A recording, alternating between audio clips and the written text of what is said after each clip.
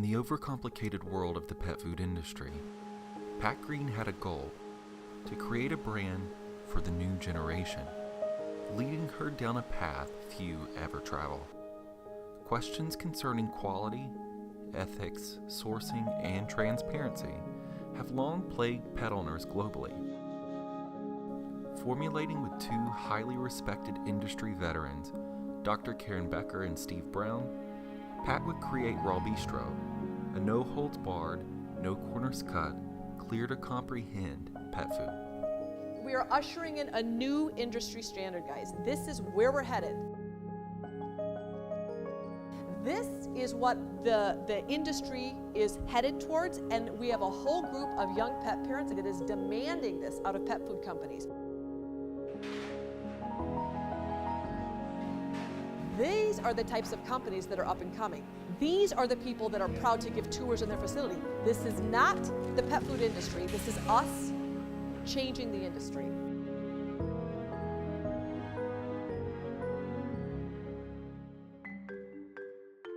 Sometimes the solutions to life's biggest problems can be found in your own backyard.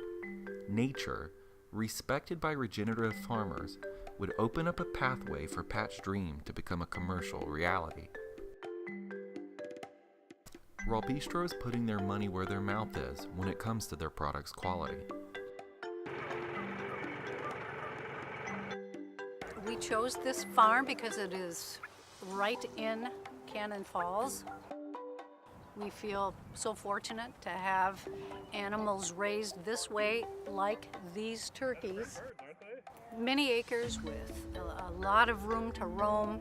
They are free-ranging turkeys. They are not considered just cage-free. The main driver at Raw Bistro is made with respect for consumers, pets, and most importantly, the animals and lands that provide the actual raw materials. I mean, we're all animal lovers, you know, and yes, these are food animals, but, you know, they shouldn't be imprisoned and treated inhumanely. I mean, they should live a good, happy life while they're here. The free-range requirement for raising of animals extends to all proteins that Raw Bistro produces.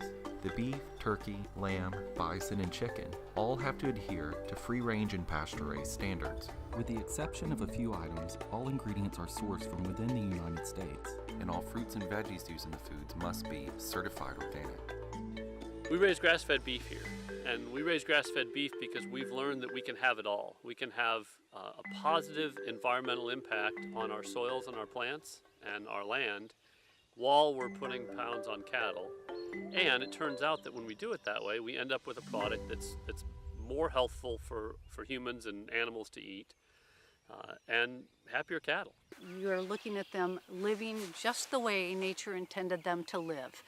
They're eating the way nature intended them to live. They are as healthy as that animal can get. The farming approach that Raw Bistro rejected was that of factory farming.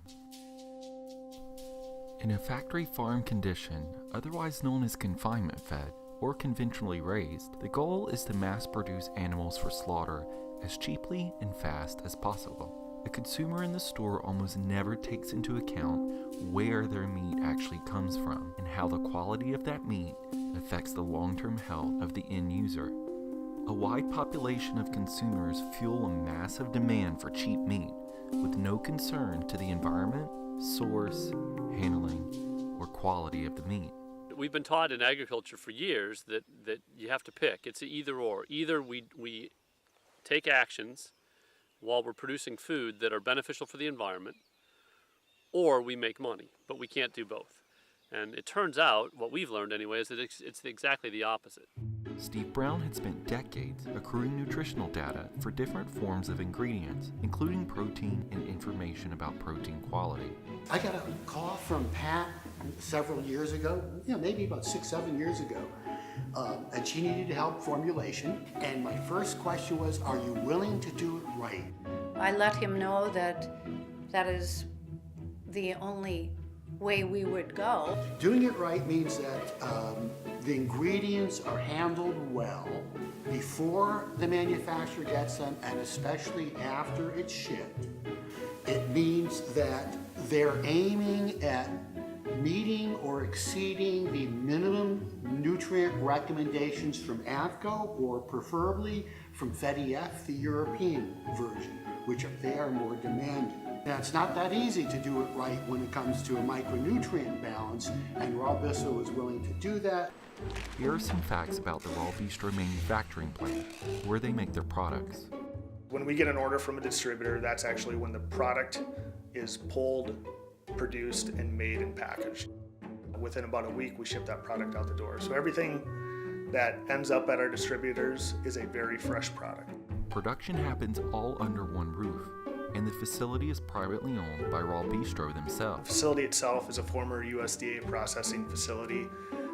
We like to say that we moved in, cleaned it up, and started making food for dogs. Raw Bistro places emphasis on food safety, with each and every step taken throughout the manufacturing process. Raw Bistro follows a very strict HACCP program, the same as for human food. It's a group effort. An idea is one thing, but to be able to bring it into fruition takes a team of people, a team of experts in their own right. We wouldn't be anything without the people that work here. With an unparalleled and unprecedented quality of sourcing, the final Raw Bistro products mirror what consumers have long wanted as a commercial choice. There's a growing interest in food that's raised the right way. Where did it come from? How do I know those people, and how can I trust them? And that's something that Pat has really brought forth with Raw Bistro is that sense of integrity and transparency. We do not need to be the biggest pet food company out there, but we absolutely want to be the best. Our pets are worth it. It's worth it for us, of course, as human beings to eat as healthy as we can, but absolutely our pets too.